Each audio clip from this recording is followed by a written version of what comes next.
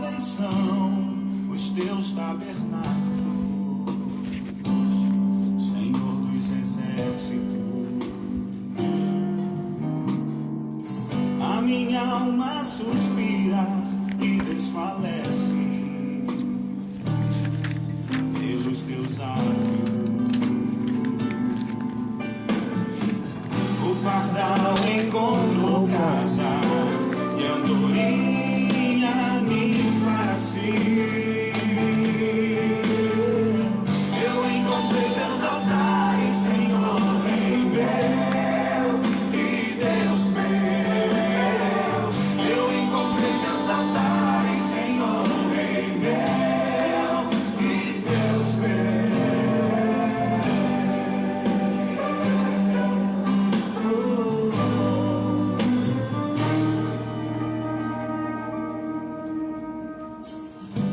Bem-aventurados aqueles que habitam.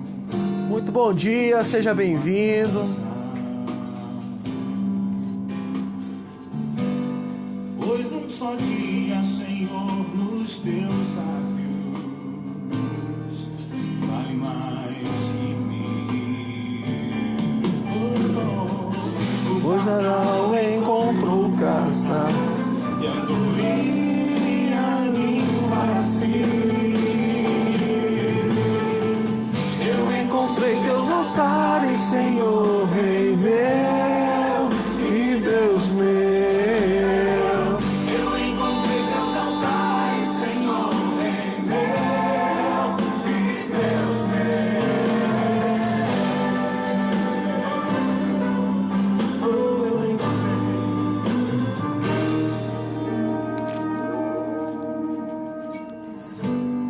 Pois o Senhor é sol e escudo,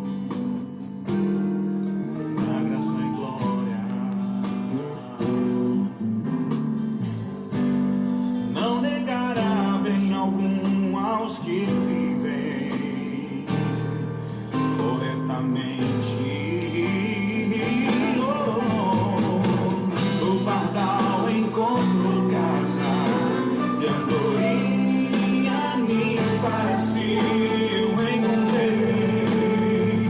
Eu encontrei teus altares, Senhor, Rei meu e Deus meu. Eu encontrei teus altares, Senhor, Rei meu e Deus meu.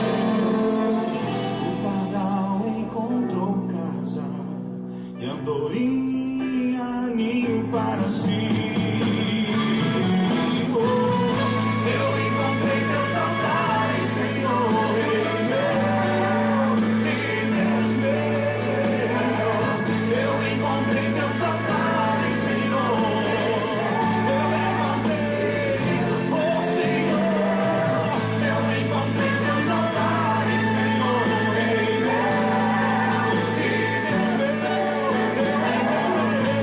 encontrei teus altares, Senhor, Rei meu e Deus meu. Eu encontrei teus altares, Senhor, Rei meu e Deus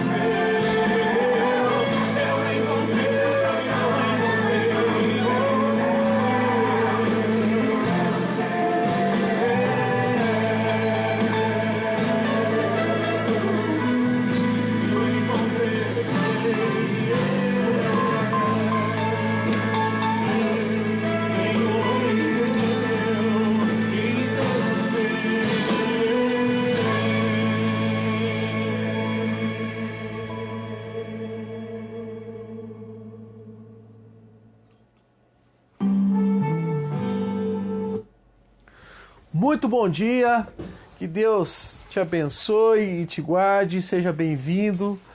Eu quero te pedir, se você está nos acompanhando, dê o seu recadinho, deixa o seu recado na live aí. Se o som está ouvindo bem, se tá chegando o som, compartilhe com a gente, se está dando para entender certinho, para a gente poder ir melhorando ao longo dessa live. Primeiramente, eu quero parabenizar todas as mamães que irão assistir essa live. Parabéns pelo seu dia. Vocês são muito especiais nas nossas vidas, né? Vocês, sem vocês, claro que nós não existiríamos, né? Louvado seja o nome do Senhor pela vida de vocês. Agradeço, desde já quero mandar um abraço para minha mãe. Sei que ela muitas vezes ela não é muito ligada na internet, mas eu acho que minha irmã, a hora que vê, vai passar para ela. E logo, logo eu vou dar um abraço nela, onde eu vou almoçar com ela, lá dar uma chegadinha lá em casa, dar um cheiro na minha mamãe, né? Talvez você já está com a sua mãe aí na sua casa também. Dá um abraço bem apertado nela, porque vale a pena, né? Enquanto a vida, a gente tem que honrar os nossos parentes enquanto estão vivos, porque depois de mortos não tem como mais honrá-los, né? Portanto, você possa dar um abraço bem apertado na sua mãe. Chaine, seja bem-vinda, querida. Bom dia para você também, tá? Deus abençoe, parabéns pelo seu dia, que Deus te abençoe, viu? Espero então que a gente, nessa aula que nós teremos agora online, onde a gente vai aprender um pouquinho mais sobre Apocalipse, né? A gente, ao longo da jornada, faz agora algum tempo que a gente tem caminhado, uns 3 meses já, quando a gente já tem pensado um pouquinho sobre o texto de Apocalipse, né? E a gente está quase chegando no fim da jornada. Hoje nós estamos na lição 12, nós vamos ler o capítulo 21, do versículo 1 até o verso 8, tá bom?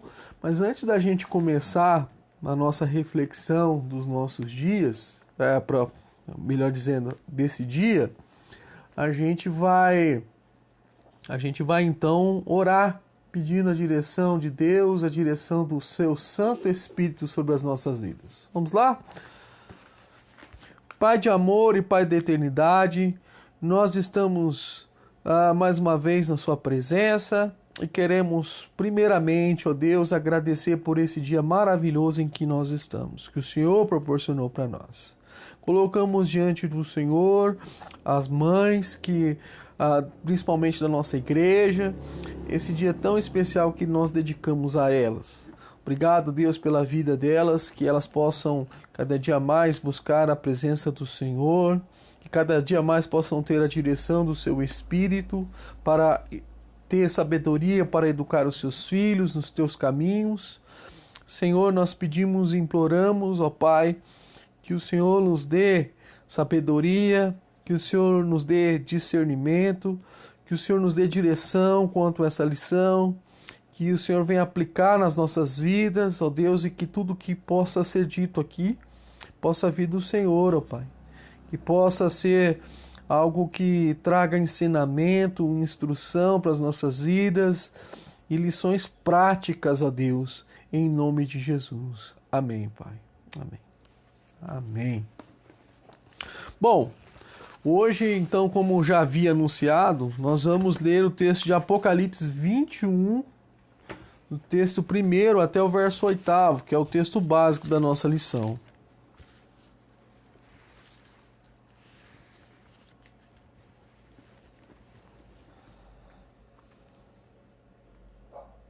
Então, vi um novo céu e uma nova terra, pois o primeiro céu e a primeira terra já não foram, e o mar já não existe. Vi a terra santa e o novo Jerusalém, que descia do céu da parte de Deus, enfeitada como uma noiva, preparada para o seu noivo. E ouvi uma forte voz que vinha do trono, dizia: o tabernáculo de Deus está entre os homens, pois habitará com eles. Eles serão o seu povo, e Deus mesmo estará com eles. Ele lhes enxugará dos olhos toda lágrima, e não haverá mais morte, nem pranto, nem lamento, nem dor, porque as primeiras coisas já passaram. O que estava assentado sobre o trono disse: eu faço nova todas as coisas. E acrescentou: escreve, pois estas palavras são fiéis e verdadeiras. Disse-me ainda: está cumprido. Eu sou o Alfa, o Ômega, o princípio e o fim. A quem tiver sede, darei de beber de graça da fonte da água da vida. Aquele que vencer essas coisas. Eu serei o seu Deus e ele será o meu filho. Mas quanto aos covardes, incrédulos, abomináveis, homicidas, adúlteros, feiticeiros, idólatras e todos os mentirosos, a sua parte será no lago ardente de fogo e enxofre, que é a segunda morte. Amém.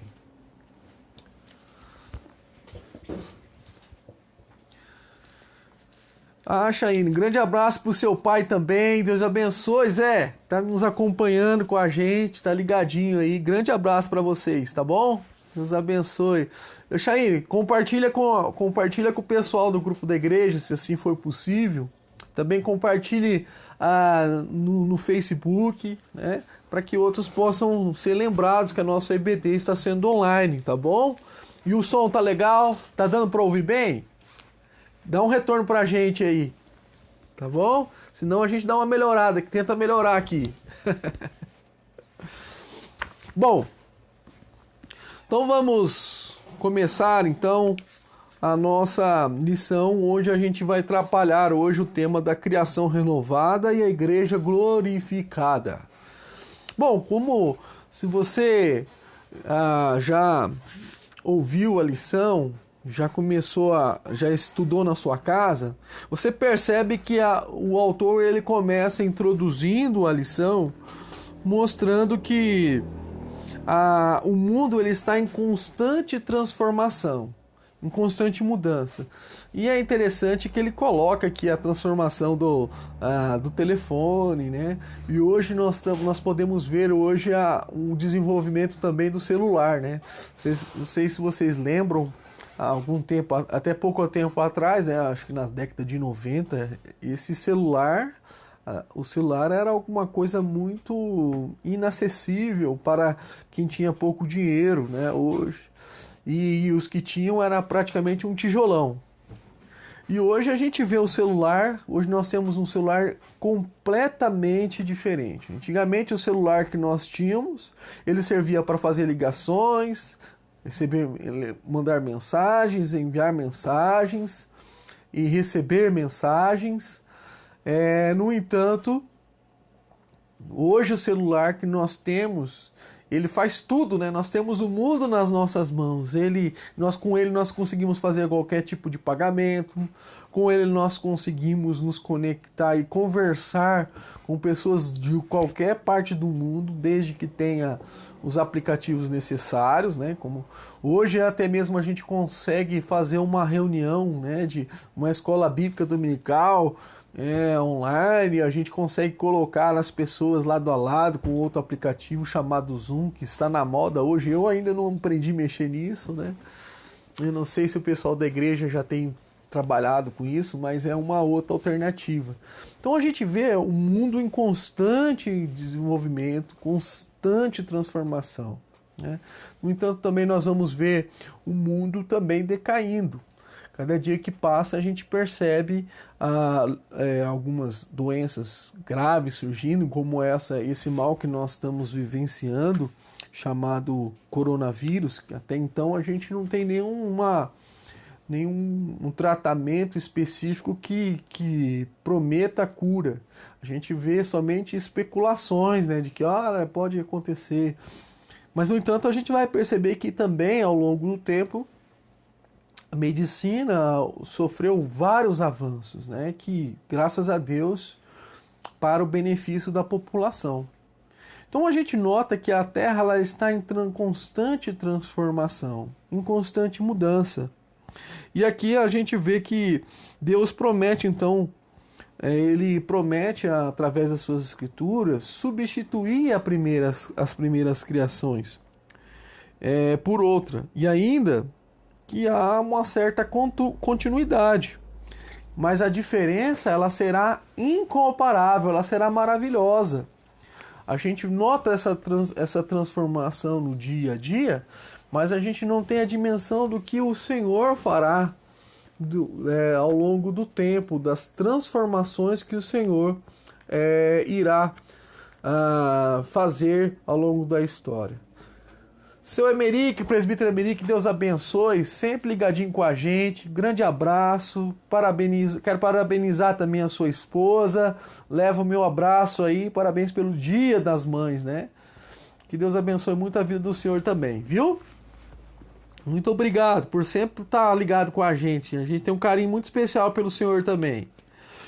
Então, irmãos, aí a gente vai notar, então, agora ao longo da lição, algumas promessas do que o Senhor fará ao longo da história neste mundo. Então a gente percebe que o mundo ele está em transformação, em constante evolução, mas ela será incomparável, ela será maravilhosa com tudo aquilo que a gente já viu aqui nessa terra e já experimentou. E aí a primeira promessa que nós vemos aqui é um novo cosmos, ou seja, um novo universo. Nós olhamos no texto da revista, da nossa revista, que diz que após a visão do julgamento final de Satanás, de seus agentes diretos de toda a humanidade, o que seguia João vê um novo céu e uma nova terra, em Apocalipse 21, verso 1, né? Que diz ali, olha, então eu vi um novo céu e uma nova terra, pois o primeiro céu e a primeira terra já não foram e o mar já não existe. Veja então a expressão céus e terras, que nós vamos ver que na verdade, é uma linguagem hebraísta, né, que faz uma alusão, né, para enfatizar os céus e terra e o mundo ou o universo, né? Isto é, então, uma renovação da criação como um todo, pois o primeiro céus e a primeira terra já passarão, então estão ausentes. Então, aqui a gente mostra uma transformação, o texto vai mostrar que o mundo passará por uma transformação, o mundo passará por uma renovação, né? E não uma destruição como alguns vão defender. Alguns vão dizer que essa terra vai ser destruída com fogo, que essa terra vai ser aniquilada. E nós como presbiterianos, como bons presbiterianos, nós entendemos que não é assim que vai acontecer, né? Por que Deus iria destruir algo tão bom que Ele fez? Por que Deus iria mais uma vez destruir a terra, se tudo que Ele fez Ele é perfeito, né? Mas porém a gente vê que ao longo da história, por conta da pecaminosidade humana, o mundo está em declínio, né? O mundo está decaindo por conta da nossa natureza pecaminosa mesmo. E hoje a gente aguenta as consequências de tudo isso, né? Hoje nós sofremos a consequência desse pecado que invadiu o mundo. Infelizmente, né? Hoje aí a gente olha essa situação que o mundo está passando com relação a essa pandemia, que para nós, e nós entendemos que também é um sinal da vinda de Cristo, um sinal de que Jesus logo, logo voltará para nos buscar, né? Mas isso não é um sinal para a gente, para os crentes estarem num momento de terrorismo, mas pelo contrário, eles devem estar com seus corações esperançosos, porque como nós vemos o texto aqui, então isso já começa uma nova fase, onde nós teremos uma nova terra, um novo céu, e onde há um lugar onde que não haverá mais dor, mais tristeza, não haverá, mas só haverá alegria e um gozo eterno, algo incomparável, né? Nada do que a gente já viu nessa terra será comparado com aquilo que o Senhor fará através da renovação da sua terra. Então, vale a pena a gente frisar que nós cremos que a terra não será destruída, mas ela será transformada até quando Cristo voltar. Essa é isso que nós cremos, que ela não será destruída. Então, a gente vai ver que agora, quando ele vai falar sobre o oceano, que o mar já não existe, ele está, como nós vamos olhar no capítulo 13, verso 1 também. Então ele está dizendo o seguinte, que o mal já não existirá e nem a morte. Ele está dizendo, olha, todos os inimigos do Senhor já não existirá mais, né? Não irá mais haver o enfrentamento dos inimigos. Quando ele afirma sobre isso, né?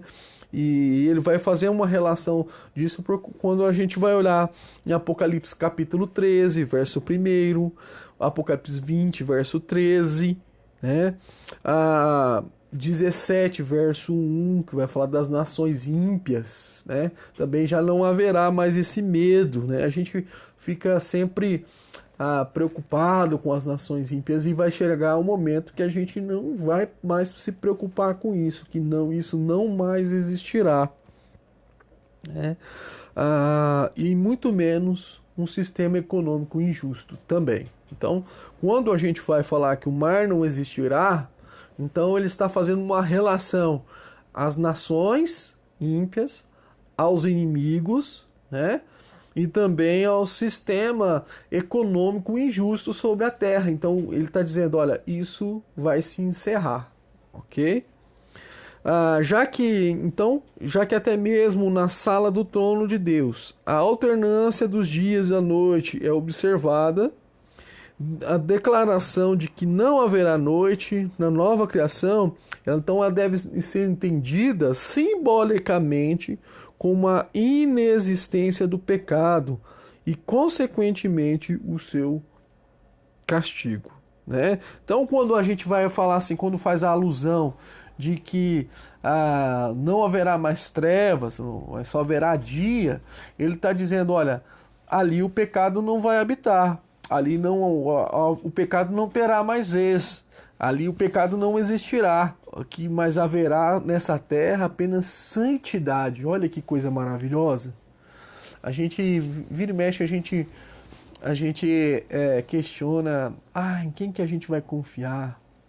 Em quem que a gente pode descansar? E a gente vai ter um momento que a gente não vai ter mais dúvida das pessoas. Porque o mal já não existirá mais, né? A santidade habitará e será plena e estaremos com Deus. Que coisa maravilhosa, né? Que coisa maravilhosa. Glória a Deus por isso. Oi, Luzia, bom dia, Deus abençoe, parabéns pelo seu dia, seja bem-vinda à nossa Escola Bíblica Dominical, tá? Dê um abraço aí no Divino também. Vamos lá, então. Vamos adiante. Então, quando se fala da imagem que não haverá mais noite e haverá só dia, então vale a pena a gente ressaltar isso. Significa que não haverá mais mal, né? Significa que ali não existirá mais desconfiança, mas tão somente descanso e confiança em Deus. Bom? Oi, Fatinha, Deus abençoe, seja bem-vinda também. Vamos lá. E aí a gente vai perceber que a lição de hoje ela vai mostrar que Isaías também ele tinha profetizado alguma coisa assim. E algumas coisas aconteceram no decorrer da história, aquilo que Isaías havia contemplado, mas não perfeitamente, né? Esses acontecimentos eles foram decorrendo ao longo da história, né? Eles foram acontecendo ao longo da história, mas estava muito distante da visão ainda do que Isaías contemplou, e muito distante. A visão de Isaías estava muito distante da visão de João, que João iria ainda revelou aqui para a gente, né? O Novo Testamento então ensina, mas o que ele quer dizer que nós vemos que enquanto que Isaías tinha uma visão totalmente ainda obscura do que é a realidade, no Novo Testamento vai nos ensinar que a nova criação ela foi inaugurada na ressurreição de Jesus, né? Ou seja, nós já estamos vivendo parte desse céu. Quando a gente tem um hino que eu gosto muito, né, que ele diz que quando nós estamos com Jesus, ali já é céu. E a gente já vive parte do céu. Por quê? A nossa identidade muda, a nossa ética muda. É claro que não perfeitamente, mas a gente começa a viver em santidade, a gente já começa a viver parte desse céu. Tá vendo como? Então, isso tudo só é possível a partir de Cristo. Quando Cristo vem à Terra, morre e ressuscita, ele inaugura uma nova era. E nós já vivemos parte dessa era, uma nova vida. E aí a gente vai ver em 1 Coríntios, né, capítulo 15, 2 Coríntios, capítulo 5, verso 17, que eis que tudo se fez novo e as coisas velhas ficaram para trás. Então, a gente vê, a gente acredita que nós já estamos fazendo parte dessa transformação. Tanto que nós vamos ver o próprio Paulo dizer que essa renovação se dá dia após dia e nós estaremos prontos quando Cristo voltar. Então, os nossos princípios agora passam a mudar, o nosso caráter passa a ser mudado. A bondade passa a fazer parte das nossas vidas. Nós passamos a ser longânimos, ser bondosos, ser amorosos, né? Então, isso é parte do céu. Isso é parte da transformação. Nós, os crentes, agora já vivem parte desse céu, né? Infelizmente, os ímpios ainda já continuam, já passam uma parte, a desfrutar de uma parte do seu próprio inferno. Como a gente vai olhar em Romanos capítulo 1, nós vamos perceber que Paulo começa já a falar do abandono de Deus sobre aqueles que foram entregues às suas paixões. E isso é parte do inferno. Quando a humanidade ela começa a se entregar às suas paixões, ela já está desfrutando do inferno. Nós olhamos, basta a gente olhar para as pessoas que cada dia mais, por mais que elas tentem blasfemar contra o Senhor e achar que elas estão bem, que elas estão felizes com aquilo, aquilo é ilusório, aquilo é mentira. Elas se enganam, mas elas estão longe do Senhor. Portanto, o inferno, literalmente, é o distanciamento de Deus. É impossível alguém ser feliz sem a presença do Senhor. Por mais que as pessoas tenham tentado buscar ser feliz sem a presença do Senhor, isso é impossível. A felicidade ela só é possível quando nós temos o Senhor conosco, ok? Então vale a pena a gente observar isso. Então a gente aprendeu que o Novo Testamento nos ensina que nós já vivemos parte do céu aqui. Que nós já desfrutamos da parte do céu aqui, ok? Vamos lá, então?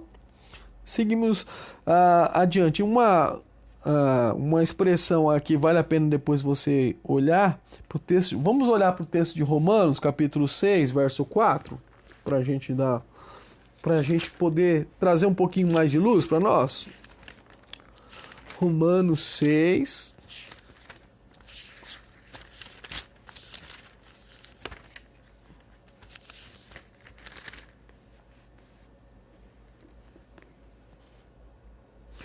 Diz o texto, olha só. Portanto, fomos sepultados com ele na morte pelo batismo, para que com Cristo foi ressuscitado dentre os mortos pela glória do Pai. Assim andemos nós também em novidade de vida. Veja, então, aqui Paulo agora começa a colocar que a partir desse momento, então, que Cristo morre, nós também morremos. A partir do momento que ele ressuscita, nós também ressuscitamos. Nós temos uma nova vida em Cristo. Veja, então a gente... então, às vezes você fala, pastor, mas a gente vai morrer. Claro, nós vamos morrer também. E nós já estaremos... E quem veio na quarta-feira, a gente já deu uma pincelada sobre a ideia da doutrina sobre... o estado intermediário, onde a pessoa vai morrer, que nós cremos, ela terá consciência, mas ela já vai desfrutar do céu, mas agora em espírito, ela vai estar com o Senhor já. Ela vai já estar desfrutando desse céu. E aí, quando Cristo voltar, Então ela terá o seu corpo restaurado. Então aí terá uma ressurreição plena e glorificada. E aí nós teremos uma dimensão já de um céu perfeito, né? Nós viveremos com um céu perfeito, né? Mas agora a gente já vive parte desse céu, dessa renovação contínua da terra, quando Cristo começa a mudar o nosso caráter, né? Quando Cristo começa a mudar o nosso procedimento e a nossa vida. Vamos lá então? Então, contudo, essas profecias de renovação, como nós vimos da criação, elas só se cumprirão plenamente na volta de Cristo, como a gente já viu, né?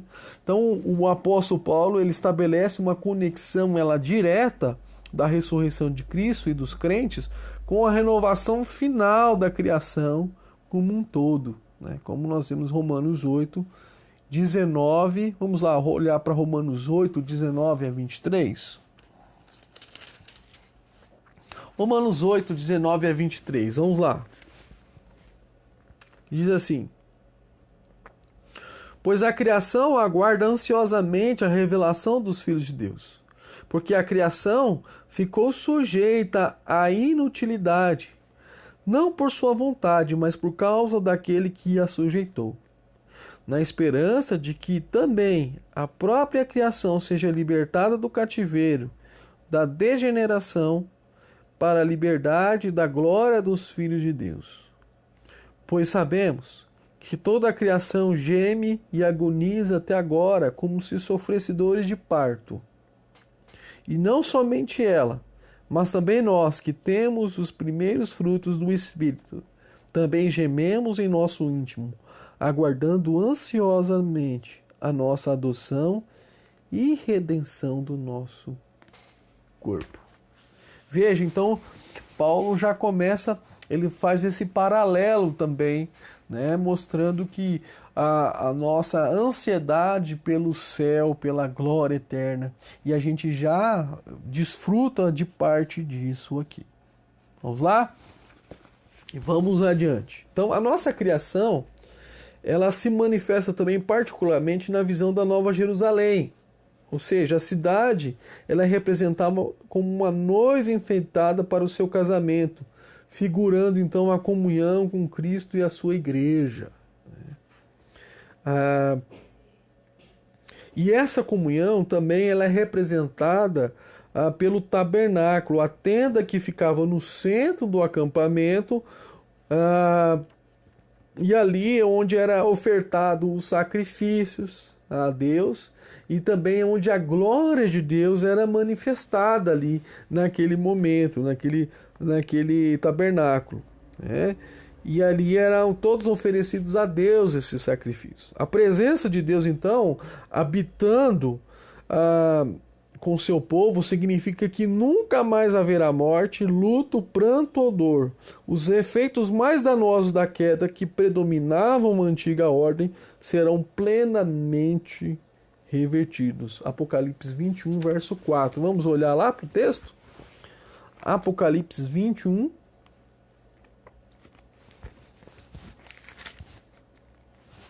Apocalipse 21, verso 4. Diz o seguinte: e ele lhes enxugará do rosto toda lágrima, e não haverá mais morte, nem pranto, nem lamento, nem dor, porque as primeiras coisas já passaram.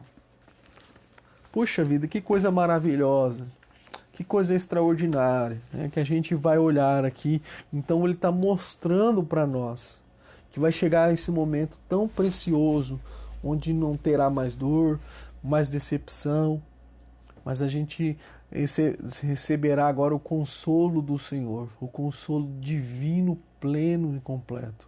Graças a Deus, nós hoje já temos esse consolo através do Espírito Santo, que ele constantemente no nosso coração tem alimentado essa esperança, né? E glória a Deus por isso, glória a Deus ao Senhor por isso. E aí a gente vai ver que a contemplação de João, ela é interrompida pelo próprio Deus depois, né? Que se declara ao autor da renovação cósmica e se identifica como o alfa e o ômega, o princípio e o fim, que é um título que denota controle da história, o controle da humanidade, né? Então Cristo está mostrando que ele é o princípio e fim, que ele está soberanamente governando todas as coisas. Portanto, isso também serve para os nossos dias hoje. Apesar de nós estarmos vivendo um momento em que ao nosso controle foge, né? Nós não temos controle sobre essa enfermidade, a gente percebe o desespero de muitos governadores, fecha o estado, abre o estado, fecha a cidade, abre a cidade, nós vemos os nossos prefeitos, né? A gente vê São Paulo num estado tão caótico que está, e aí o governador não sabe mais o que fazer, abre, prende, solta, e a gente vai olhar que... E aí, quando é que isso tudo vai parar? O que nós sabemos e que nós temos o conforto e a segurança, que o homem não tem controle, mas Deus tem controle. Tudo está debaixo da vontade de Deus. Nada foge do seu domínio. E essa é a nossa esperança, a nossa confiança, né, de que Jesus está no controle de toda a nossa história e Ele é que conduzirá até a conclusão. Por isso, quando ele diz que ele é o início, o alfa e o ômega, ele diz que ele está no controle, está no início e ele vai conduzir toda a nossa história até o fim. Ok? Deus também ordena que o apóstolo registre as suas promessas de que estas coisas acontecerão assim, né? Então ele já determina, olha, registra porque isso vai acontecer. Isso literalmente vai acontecer. É certeza, né? Por fim, então, Deus assegura suas bênçãos àqueles que buscarem primeiro por meio de uma metáfora da água da vida e depois abertamente reafirmando a promessa de ser o Deus e Pai dos que creem. Essa ilustração da água da vida não é estranha para a gente, né? Quando ele vai conversar com a samaritana, né? Que ele fala que é aquele que beber da água da vida jamais terá sede, né? Então a gente mostra, e a gente que conhece a Cristo, e nós já bebemos dessa água, nós percebemos que nós temos a satisfação plena em Cristo, que Ele preenche o nosso vazio do coração, que Ele nos dá a satisfação, né? Então isso traz à tona pra gente, isso começa a fazer sentido pra gente ao longo da história, né? Ao longo daqueles que já conhecem a Cristo. E por outro lado, então, Deus assegura a todos os ímpios, representando uma lista então, de 8 pecados, mostrando que esses agora que terão um castigo merecido, que é a segunda morte, né? Que ele é relatado ali no verso 28, quando ele começa a fazer aquela listinha de pecados ali dos mentirosos, dos adúlteros, dos feiticeiros, né? Dos enganadores.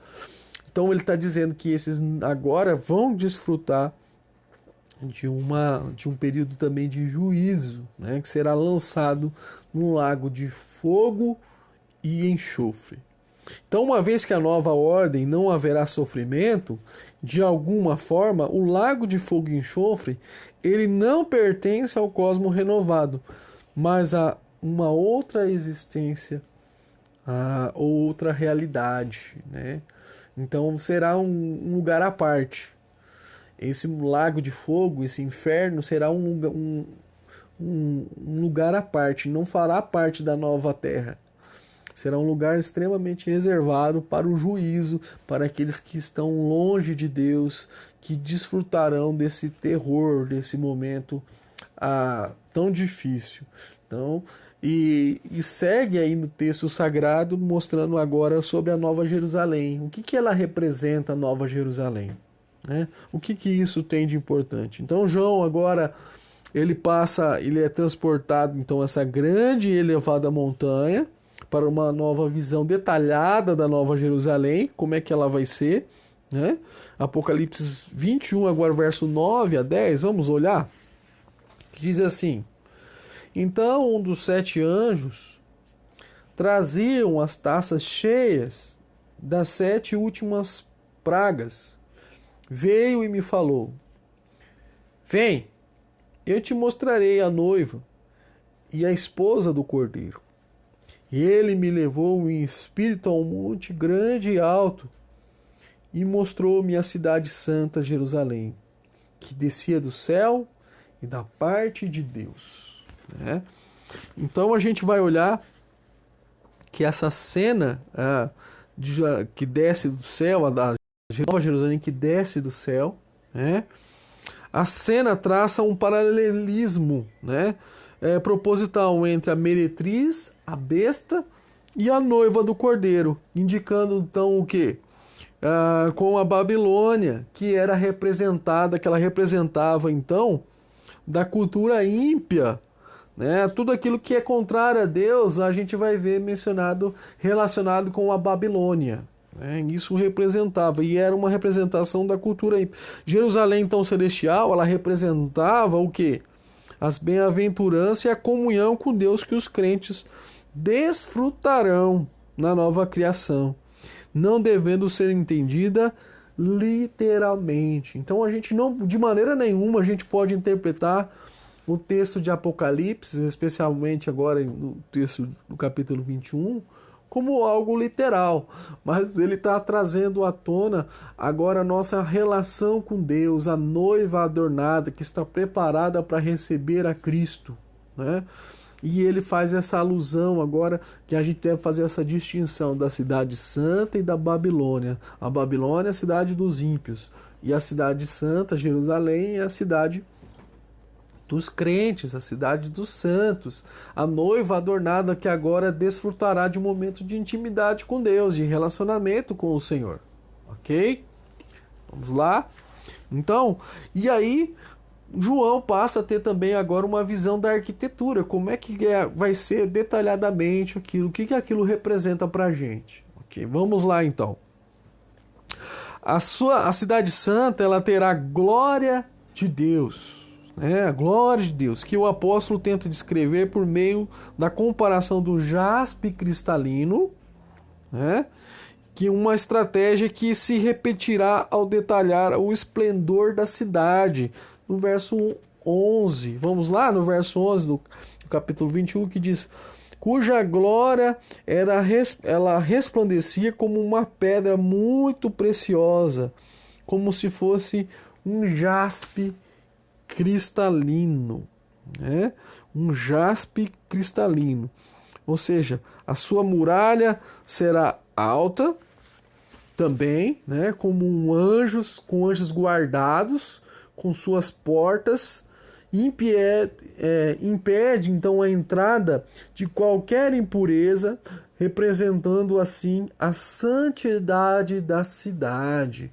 Então o jaspe ele representa a glória de Deus, e agora aqui também ele representa a santidade, como a cidade será protegida de qualquer impureza, de qualquer pecado, de qualquer iniquidade.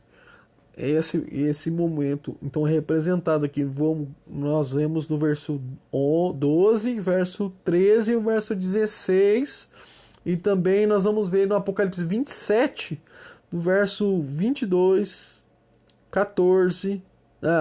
no versículo, melhor dizendo, irmãos, capítulo 22, verso 14 até o verso 15. Então a muralha ela é quadrangular, né, como nós vamos ver também, tendo 12 portas, 3 para cada um dos 4 pontos cardeais, abrangendo então o mundo todo. Significa que então que ele está aberto a todos os povos. Então, a ideia da Jerusalém aqui não é a Jerusalém física lá de Israel, mas uma Jerusalém espiritual. E essa Jerusalém será gloriosa, será santa, sem pecado, e ela será, então agora, ela não é exclusivamente de Israel físico, mas de Israel de Deus, que é voltado a todos os povos, todos aqueles que abrem os seus corações, que entendem que Deus, que Jesus é o seu único Senhor e exclusivo Salvador, e que não divide o seu coração com nenhuma outra idolatria, que tem o Senhor Jesus Cristo como suficiente Salvador, que não precisa de nenhuma outra espécie de intermediador a não ser Cristo Jesus, né? Esses então agora farão parte da Israel de Deus, né? Do Israel do Senhor, e habitarão nessa terra santa, imaculada, sem pecado, né? É essa visão que João começa a traçar. Então a ideia dos 4 cantos tem a ver com um universo, o mundo todo. Vamos lá? Vamos adiante. João, então, ele vê a muralha e tem também 12 fundamentos sobre os quais estão os nomes dos apóstolos, né?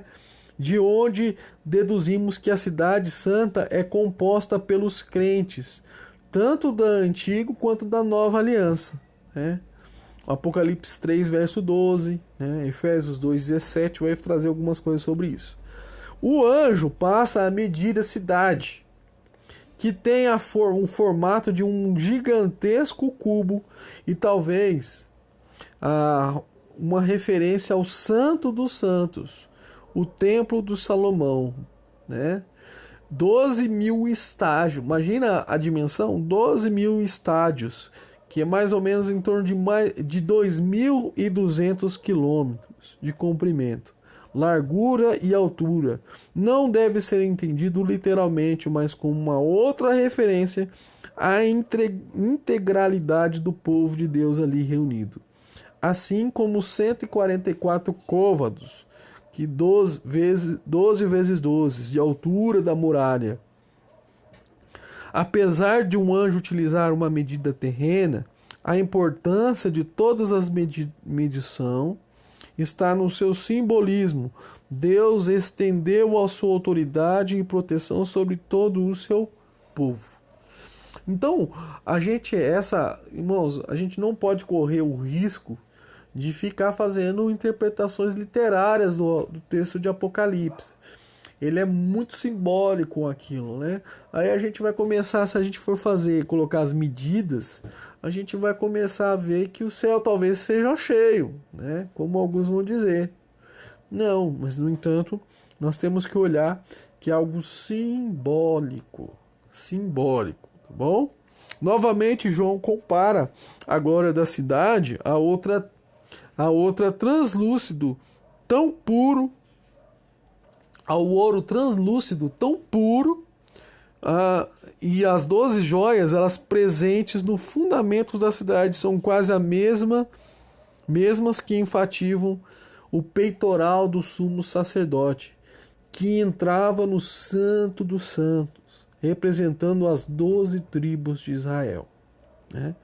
Mas além de reafirmar que a cidade representa o povo de Deus, as joias também refletem um relacionamento definitivo e inabalável com o Senhor da Glória.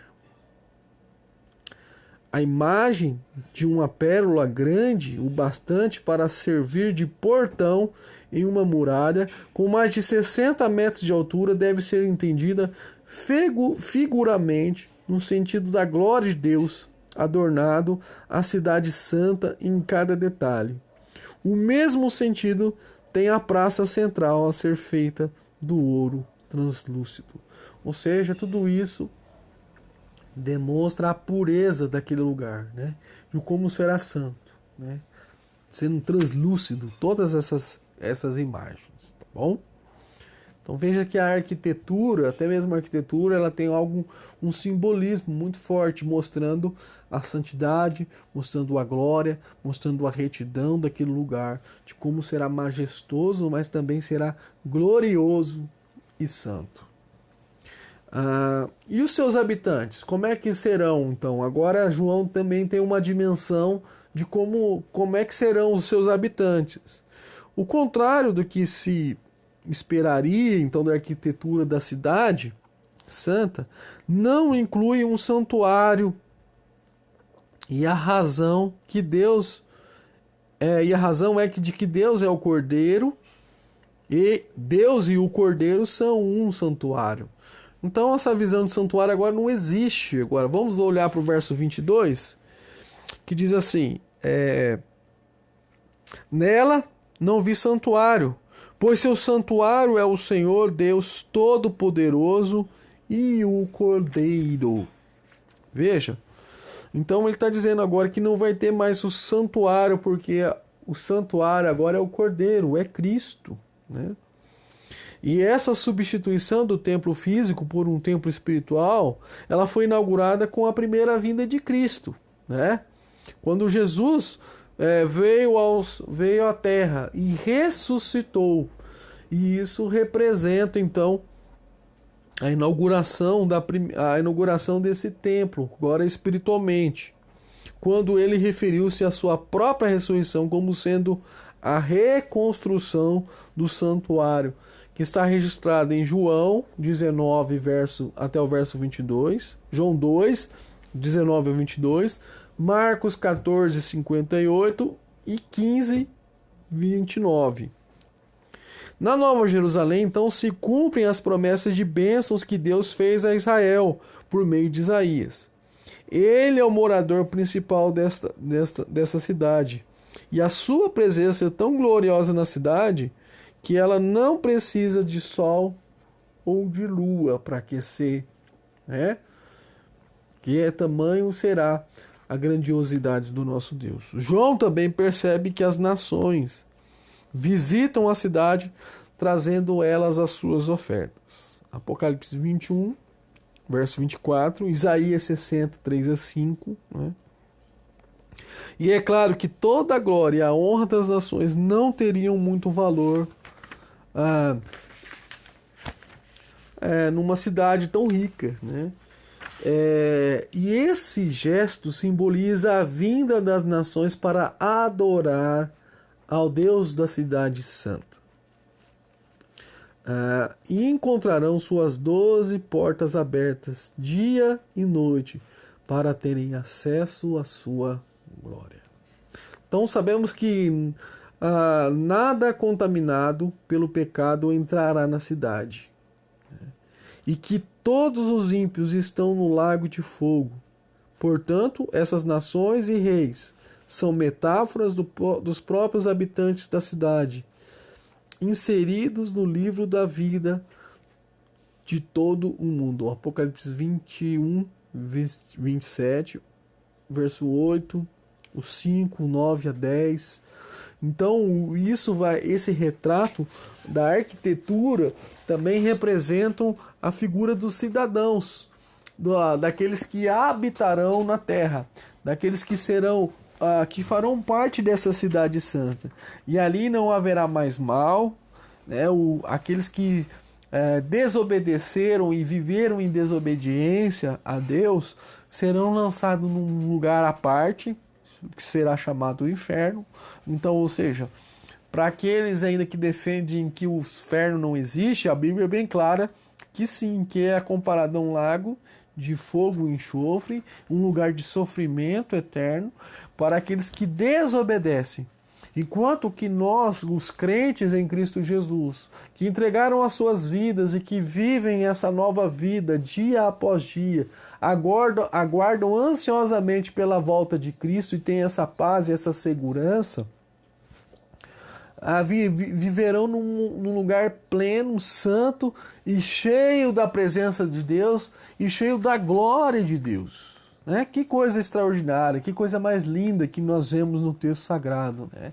E que enche o nosso coração de esperança, né? E também traz para nós refrigério, tranquilidade, né?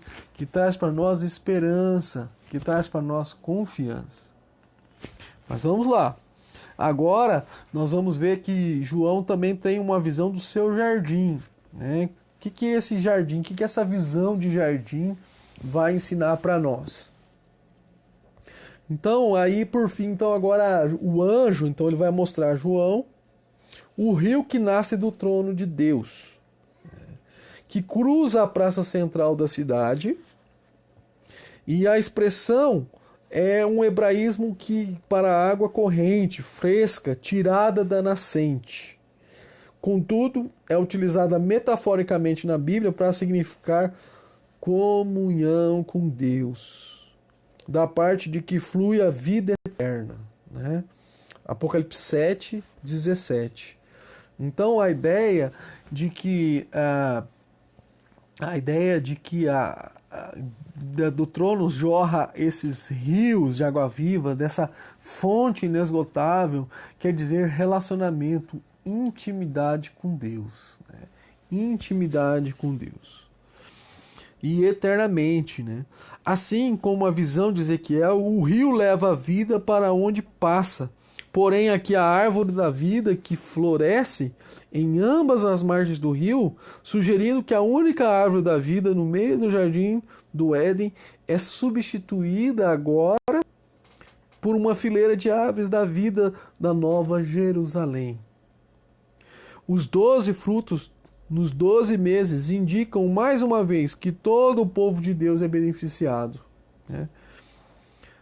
Como já não haverá sofrimento, morte ou doenças, os efeitos curativos das folhas devem ser entendidos como simbolismo, né? Ou seja, ali esses efeitos agora são algo simbólicos de que não haverá mais doença, mas não haverá sofrimento, ou seja, lá não terá mais coronavírus, né? Qualquer tipo de enfermidade hoje que aos nossos olhos, que para nós não tem cura hoje. E lá não haverá nenhum tipo de enfermidade, né? Mas será uma vida plena e sem enfermidades que a queda então proporcionou para nós, para toda a humanidade hoje, da qual nós desfrutamos. E nunca mais haverá qualquer maldição. A razão para a vida na cidade santa ser tão bem-aventurada é que nela está o trono de Deus, o trono do Cordeiro, né? E todas as metáforas servem para afirmar isso. A cidade é um pleno acesso à presença de Deus, né? Ali os santos veem a face de Deus e são marcados com o seu nome para poderem servi-los como reis e sacerdotes, né? O capítulo 22, verso 4 e 5. Vamos olhar para lá? Que diz assim: e verão a sua face, e na testa dele estará o seu nome. Não haverá mais noite, e não precisarão de luz, nem de lâmpada, nem de luz do sol, porque o Senhor Deus os iluminará, e eles reinarão pelos séculos dos séculos. Aleluia! Que coisa extraordinária!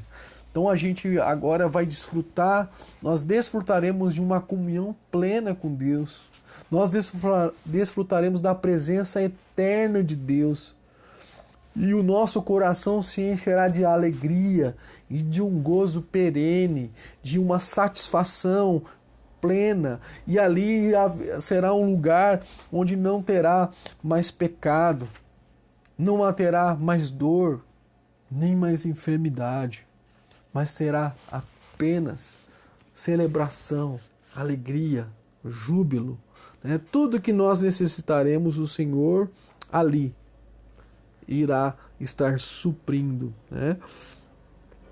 A ausência da noite, então, é relembrada para enfatizar que os redimidos não terão nenhum impedimento para acessar a gloriosa presença de Deus. Concluindo, irmãos, então a lição de hoje, ela mostrou para nós que todo o universo será purificado, né? Ele mostrou para nós que Deus não irá destruir essa terra, mas ela passará por um processo de renovação dia após dia, né? Que mostra para nós que o texto de Apocalipse, todos esses simbolismos, eles apontam por uma terra santa, imaculada, sem pecado e sem destruição.